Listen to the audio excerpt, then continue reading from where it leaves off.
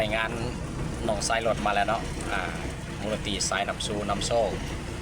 อยู่สีเกิดวันนี้สิไปเครื่องตัวเองได้วันนี้หัวตั้งเครื่องไว้แต่เสาคนแล้วอยู่บ้านลูกค้าเนาะอยู่บ้านเจ้าภาพใหญ่ใจดีก็คือทั้งหนองทรายครูเจ้าของห้านปินงัวปินแม่สายสัมพันธ์กำลังสิไป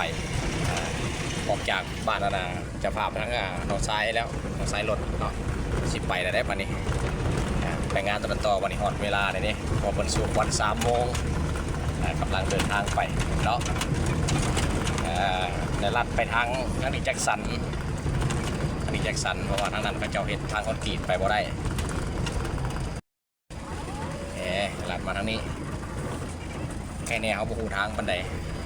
แต่ว่าก็มาหอนมาถืออยู่อดีตแจ็คสันนี่งามเลยพี่น้องมีคลองเมืองโอ้ขักแท้โอ้ตึกเบ็ดหนาฝนเนาะหนาฝนในล่าใส่เบ็ดกันจีขักอดีตแจ็คสันทางคอนกรีตหมดเลยพี่น้องเอ้ย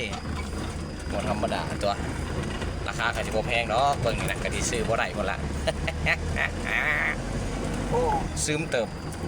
ออกจากงานนะปกติสายนำซูน้ำโซก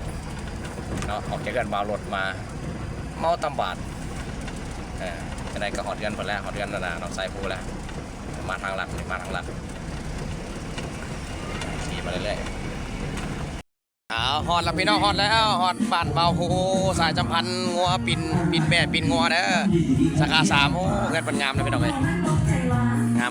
โอ้กล้องไปเพื่อนเลยเนาะ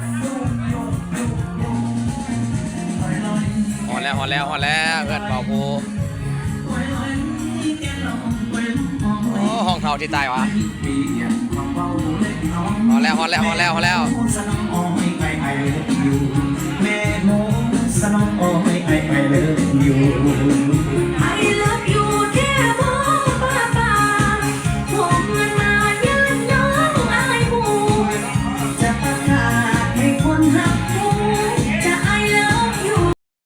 สาขา1สายสะพานเด้อสาขา1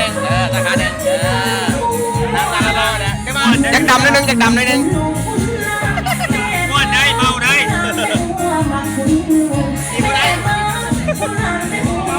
ถ้ามีโอกาส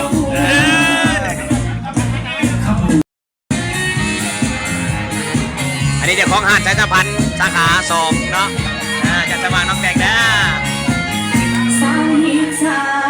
อันนี้เป็นเจ้าของหาดตัดผมเนาะเจ้าของหาดตัดผมอันนี้เป็นโอ้ก็ได้อยู่อันนี้ก็หาประจำพี่น้องเพื่อนอยู่เงี้ยใส่มงคลยิ้มเนี่ยแม่อันนี้แม่นาวัดใจนุ่มโกสินนะเจ้าภาพนะคนนั้นเจ้าภาพนะ